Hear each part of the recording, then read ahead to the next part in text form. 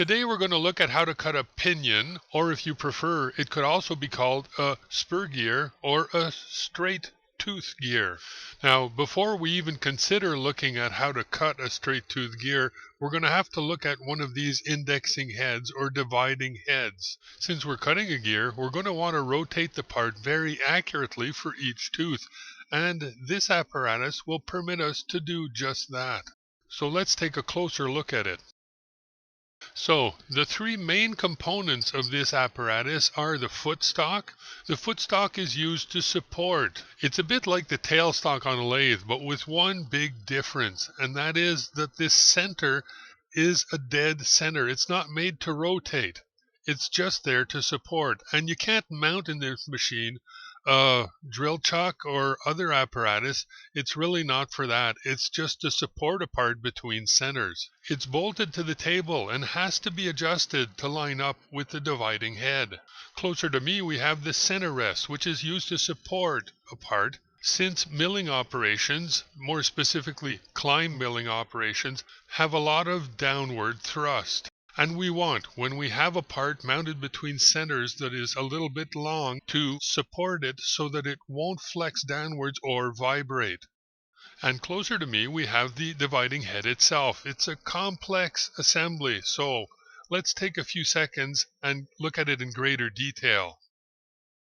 So let's take a look at the different components of this part of the dividing head. The head itself, this portion here, that looks a lot like a headstock. And let's get rid of the center rest. We won't really need it for the gear that we're going to be cutting because the fixture that we're going to use is quite short and not very flexible. So let's start with this live center. It's the center that turns with the spindle of this dividing head, and it plays a support role when holding parts between centers. Now, this center can be replaced by a chuck, a 3-jaw or a 4-jaw chuck. Since the dividing head can be inclined, we won't always hold parts between centers. But when I do hold a part between centers, well, we're going to need a drive plate. And it's quite different from the drive plates that we see on the lathe, since it plays two roles. It doesn't only drive the part, but it also fixes it in position. And that's why this drive plate has these set screws. They snug down the drive dog to get rid of any vibration that could hinder the precision of our milling operation. We then have, also mounted on the spindle, this direct indexing plate, and in this case we have one that has 24 divisions. And we have the little plunger that positions the direct indexing plate where we want it. It's important to know that there's two indexing methods, direct and simple, and each one has their own indexing plate. You choose the simplest method that can do the job that you need to do. For us here, we're going to be using the simple indexing plate. So we're going to make very sure that the little plunger for direct indexing is disengaged. On this end of the machine, we have, obviously, the indexing crank. And we can see that when I turn this crank, the spindle rotates. The ratio of rotation between the crank and the spindle is very important. In this case, it's 40:1. Almost all the indexing heads have a 40:1 indexing ratio. It does, however, happen, especially on smaller dividing heads, that the ratio is different. Make sure you know the ratio of your dividing head and adjust your calculations accordingly. So that's our indexing crank, and it also incorporates a little indexing plunger that can be inserted into the different holes on the indexing plate. And we can see that the crank turns in both directions, so beware of backlash. After that, we have our sector arms and our indexing plate. The indexing plate incorporates a series of bolt hole circles. Now, thanks to Pi, there's only one area where they all line up, and that's where they identify them by the number of holes in each bolt hole circle. Then we have our two sector arms, and they can be positioned and locked in any position around the indexing crank's shaft. The spacing between the sector arms can be adjusted, and we'll see that that's going to help us greatly when we start counting. because we're going to have to count the number of holes for each division that we want to make on the part, and that can become quite confusing. So let's move over to the other side and take a look at the important features on this side of the dividing head. We have in the dividing head a worm and worm gear that have a ratio of 40:1. So that means 40 turns of the indexing crank for 1 turn of the spindle. When I'm using direct indexing, that means that I'm using the direct indexing plate that's directly mounted on the spindle. I don't have to use the worm gear and the 40:1 ratio because I'm moving the spindle manually. And that means that there must be a way to disengage the worm and the worm gear. Well, if I look right here, I can see that I have a lever for that. If I unlock this cam and pivot it, I can turn the spindle manually, or if I re-engage the lever and adjust it,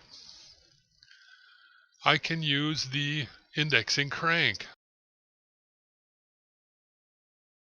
So that's the worm gear engagement cam. And I also have on this side of the apparatus a lock. It's very important to lock the spindle, mainly when we're using the indexing crank and simple indexing, because when I cut, I don't want the part to be moving around. Remember, there's always going to be a little play in the worm and worm gear, so it's important that when we cut, we lock the spindle each time. Now that we're familiar with the different components of this dividing head, we're going to have to hunker down a little and do some calculating.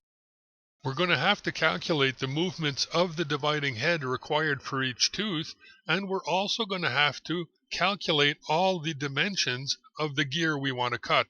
So let's head over to the blackboard and do those calculations. Before we start, it's important to say that all the numbers and formulas that we're going to be using here come from the Machinery's Handbook. And this is a good resource to have, but any handbook will do. So, and you don't even need to have a recent copy because spur gears haven't changed in a long, long time. So let's take a look at our gear's call out, or if you prefer, what is the gear that we want to cut? Well, let's take a look. We have 14 dp, 14 teeth, 14.5 degrees pressure angle, and 0.03 of an inch backlash. 14 dp, what does that mean? dp is short for diametral pitch, and diametral pitch is the way that we describe the size of a gear tooth.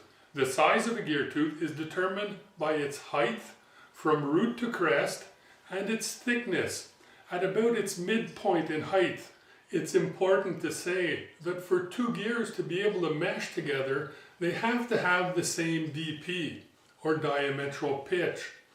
A 16 diametral pitch won't mesh with a 14 diametral pitch.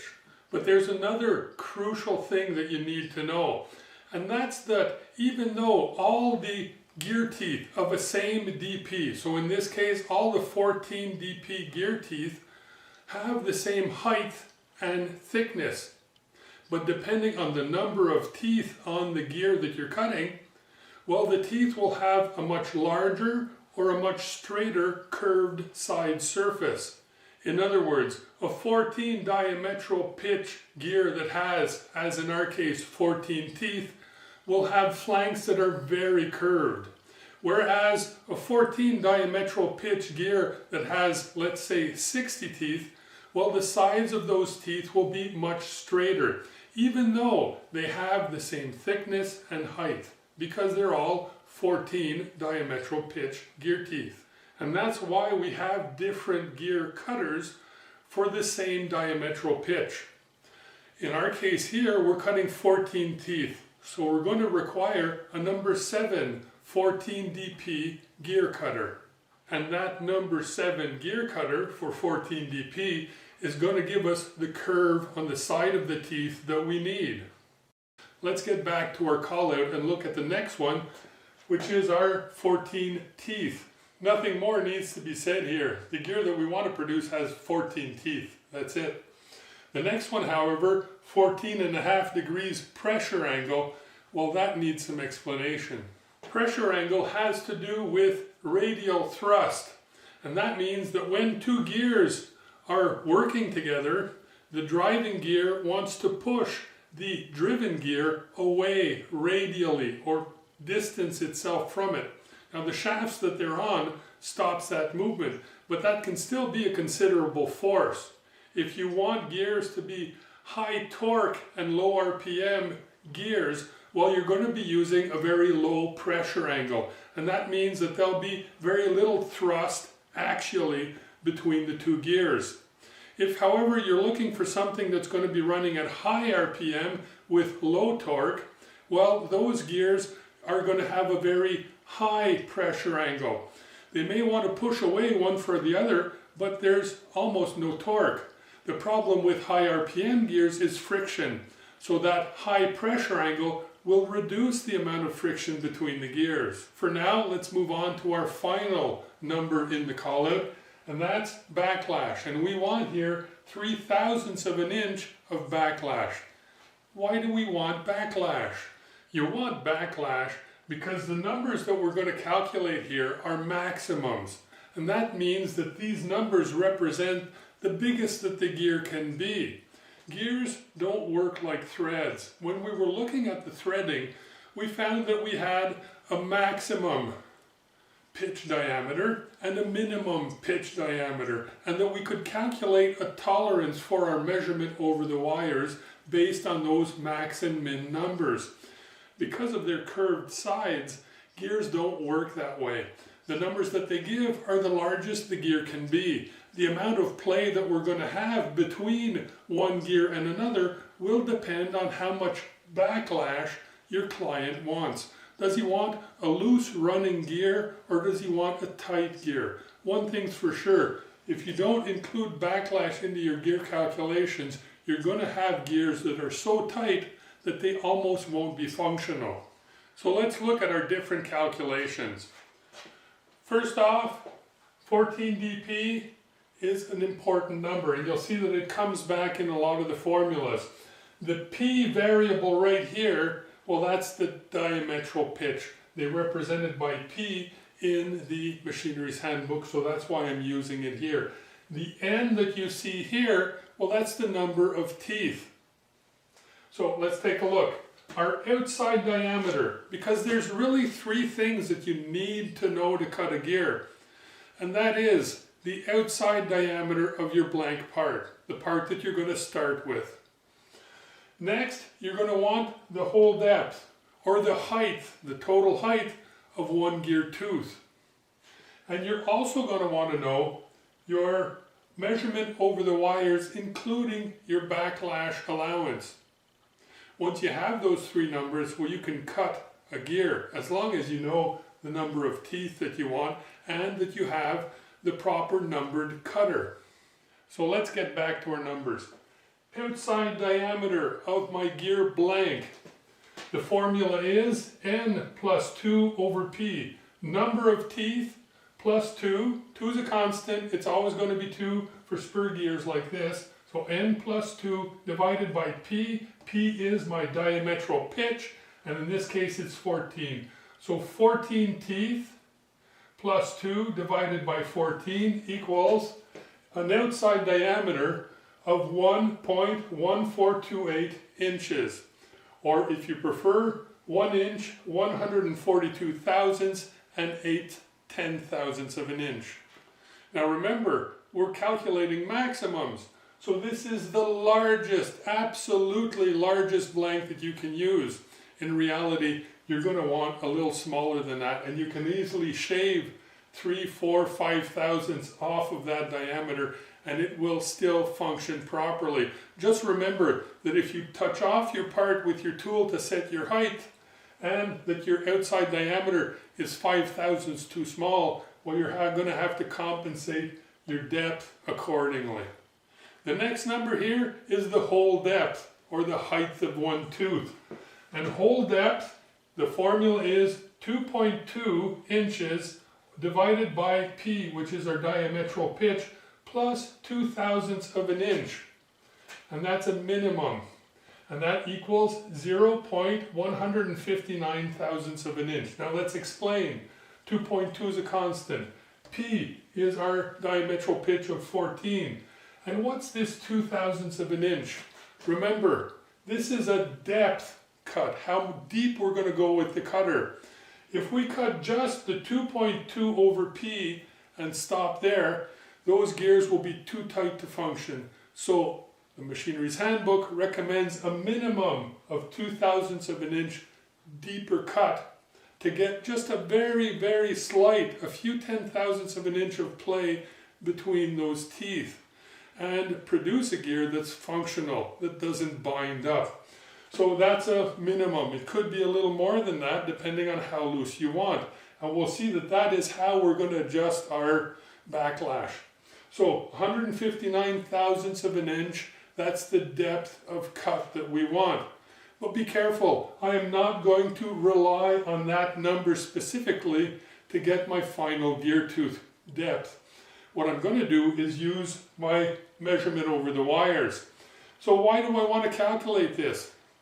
I want to know the deepest that I can go so that I can figure out how deep I can cut my first pass around my gear and not go too deep. In other words, I use it as a safety buffer.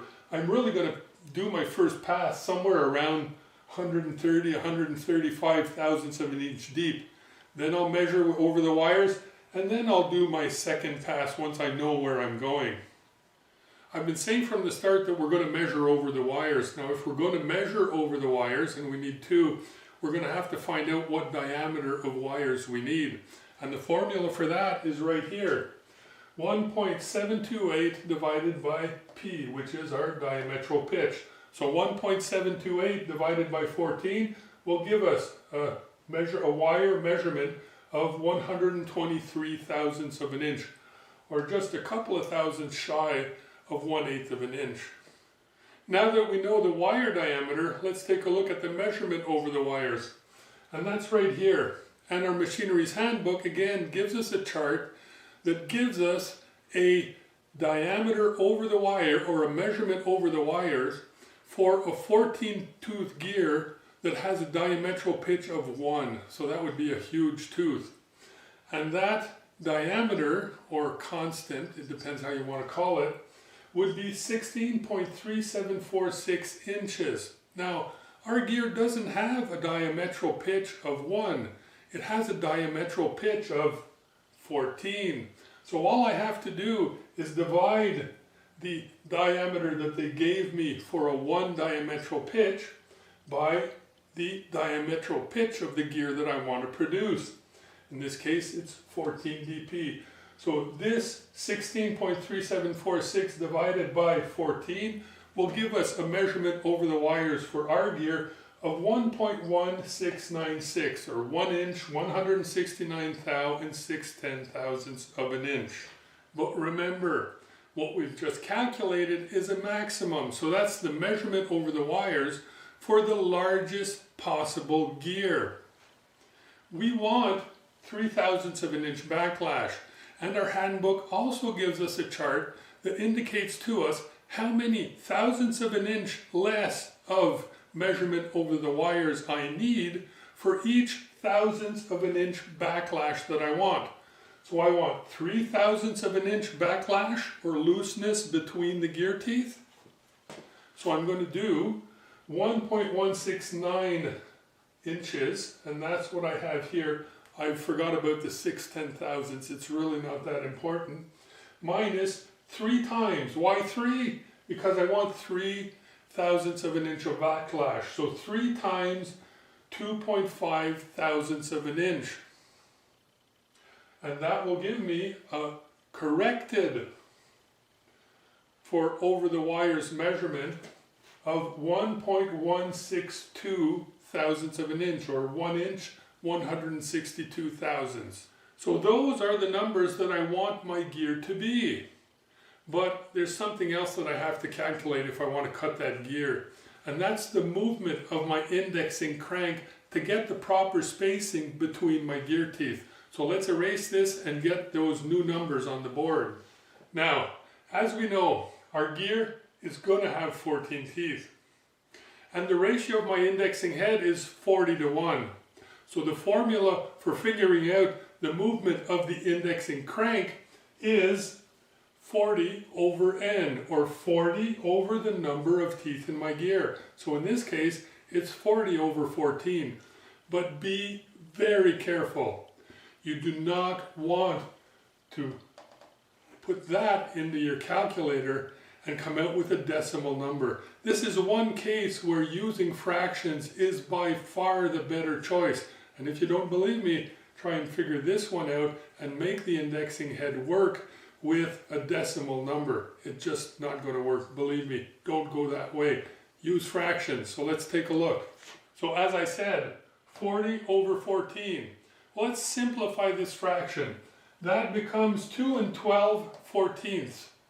If I simplify even more, that becomes 2 6/7 of an inch. And that is as simple as I can go. But I have a problem here, because the denominator here represents the whole circle number that I want to use on my indexing plate. And I don't have a whole circle of 14 holes. And neither do I have a whole circle of 7 holes. So I'm going to play with this fraction a little more to find a denominator that exists on my indexing plate. And if I bring this up to 21, I multiply the denominator by 3 to get 21, and I multiply my numerator by 3 to get 18, I end up with 2 18/21. And lo and behold, on my indexing plate, I have a 21 hole circle. So this is the fraction I'm going to use. And what this fraction means, written out, is this. I'm going to have to turn the crank 2 full turns, two full turns, and then go on a little further to complete 18 holes on a 21 hole circle. So if I go 2 full turns and then 18 holes on that 21 hole circle, I'll have moved the amplitude required to complete my other cut, and so on and so forth around the part. Since I have a 14-toothed gear, well, I'm going to move the dividing head 13 times, because obviously my first cut, I don't have to move the dividing head to accomplish that one.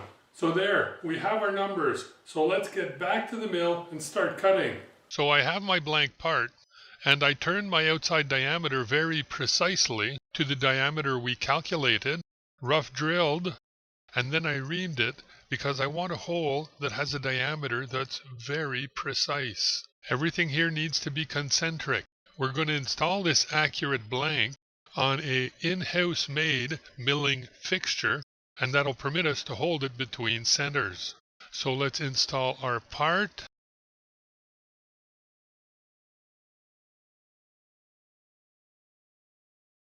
Obviously, we're going to have to tighten down very well because we don't want the part to turn on this milling fixture. So we can install the part and the milling fixture between centers.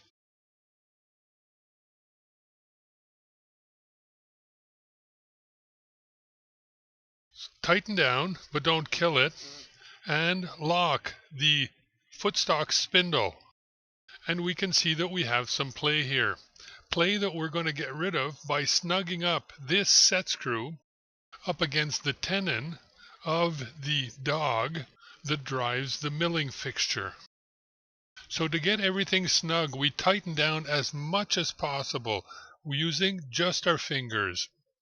And then we make certain that there's no play between the tenon and the drive plate, and then we can lock everything in position using this jam nut or lock nut. So now we can start thinking about cutting. As far as the adjustments go for the dividing head itself, since we want to do 2 full turns and 18 holes on a 21 hole circle for each tooth that we're going to cut, we're going to have to find the 21 hole circle on the indexing plate. And there it is. Now, it's a good thing to have found it, but we're going to have to adjust our plunger so that it lines up with this whole circle. Because obviously the plunger has to be able to be inserted into the holes of this 21-hole circle. And as we can see, it's already lined up because I'd already adjusted it. Now I can adjust my sector arms, and I'm going to adjust them to expose the number of holes that I require to do the divisions that I need to do. That way I won't have to count 18 holes for each division, because I'm going to expose 18 holes without counting the hole that the plunger is inserted in. Using the sector arms reduces the chances of making a mistake. So I'm going to insert my plunger in the first hole of the 21-hole circle. I will then rotate my sector arms to come and lean the sector arms up onto the plunger. And then I can check if I have 18 holes exposed, obviously without counting the hole that the pin is inserted into. So 18 holes without counting the one the pin is in, which is already done because I had already positioned the sector arms to the right amplitude. All that's left now before I use the dividing head is to get rid of the backlash, and we'll do that when we start to cut. I can now install my cutter. It's a number 7 Spur gear cutter, 14 to 16 teeth, 14.5 degrees pressure angle, so this is the cutter that I need to cut the gear that I want to cut. I'm going to install it on the 1-inch tool holding arbor of this horizontal mill and orient it for climb milling.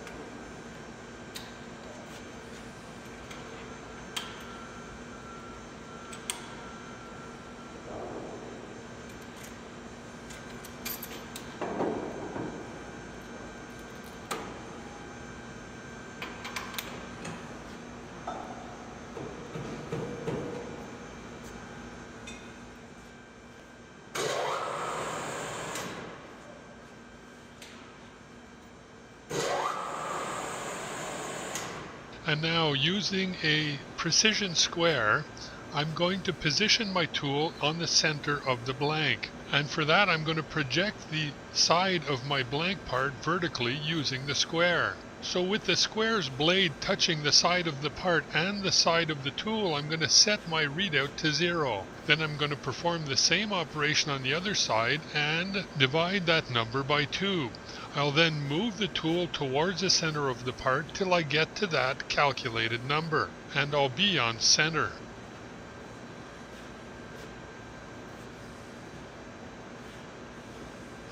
So I'm touching the blank, I'm touching the tool, I set myself to 0, come over to the other side and adjust so that I'm touching both the blank and the tool.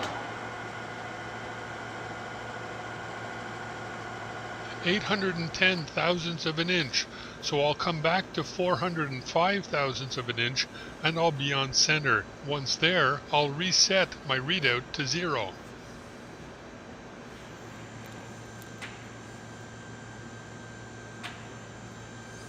Now that I'm on the center of the blank, I'm going to turn on my spindle, and with the tool rotating, I'm going to come and touch off the top of my part, and that'll be my Z0, the start point of my depth of cut.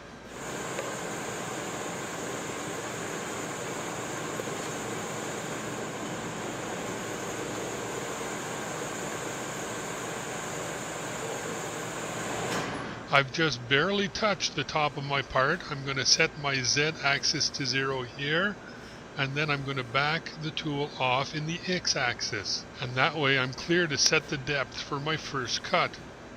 I want to cut eventually at a total depth of approximately 159 thousandths of an inch, plus a little more for the required backlash. But for this first depth of cut, since I'm going to want to go once around and then measure over the wires to make sure I get the proper depth, I'm going to go only about 130 thousandths of an inch deep. And there we are. So we can now take our first cut.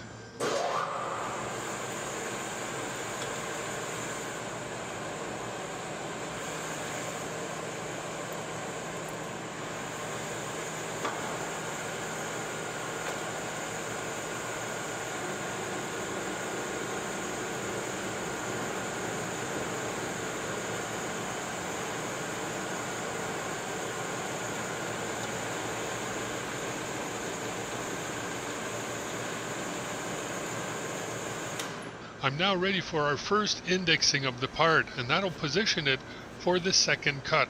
So let's go take a look at how to use the indexing crank and the sector arms. I have decided here that to cut this gear, I'm going to be turning the indexing crank in a clockwise motion. So I've taken up the backlash in that direction, and I want to make sure that my sector arms are always leaning up against the indexing pin in a clockwise motion. They have to come up to the pin in that direction, and it's crucial that they be moved for each new cut. So for my second cut, I'm going to unlock the spindle, pull the indexing pin back, and then I'm going to turn 1, 2, and 18/21 of a turn. So I can relock my spindle, and I'm ready for my second cut. If you do overshoot your indexing hole, don't just back up to it. Rather, return in a counterclockwise rotation motion 1/2 turn of the crank, and then come back in a clockwise motion to your indexing hole. That'll get rid of any backlash and maintain a constant tooth thickness. I'm now ready for my second movement of the indexing crank. So I want to unlock the spindle, make certain that the sector arms are behind the indexing pin in a clockwise direction, and then I want to count 1, 2, and once again 18/21 of a turn. I can lock the spindle, and I'm ready for my third cut.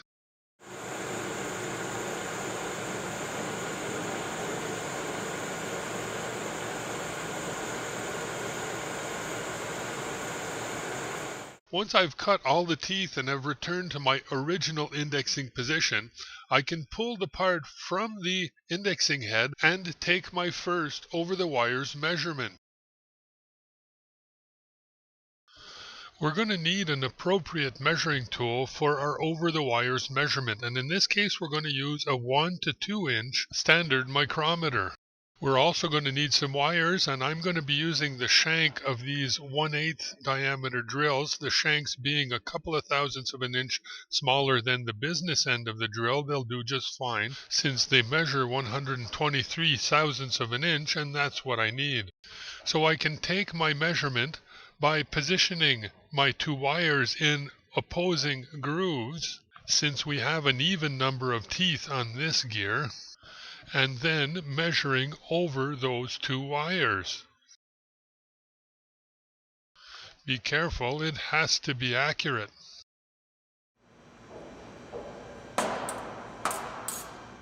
So I can see that my measurement over the wires is 20 thousandths of an inch over what I want as a final measurement.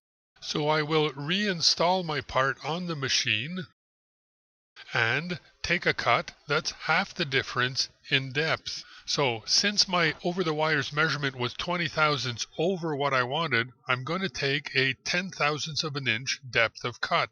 I will then re-go around and cut each tooth one last time, and my gear should be complete. But I'm going to make certain before I take it off of the milling fixture that I'm really at my final dimension and that I'm done cutting. Okay, so I've recut all around the part with an extra depth of 10 thousandths of an inch. I'm now ready to remove my gear from the milling fixture and move on to something else because this gear is completed. Gear cutting isn't that complicated, but you do have to be very meticulous with the movements of the indexing crank. So stay concentrated and all should work out just fine. So to everyone, have fun, be safe, and happy machining.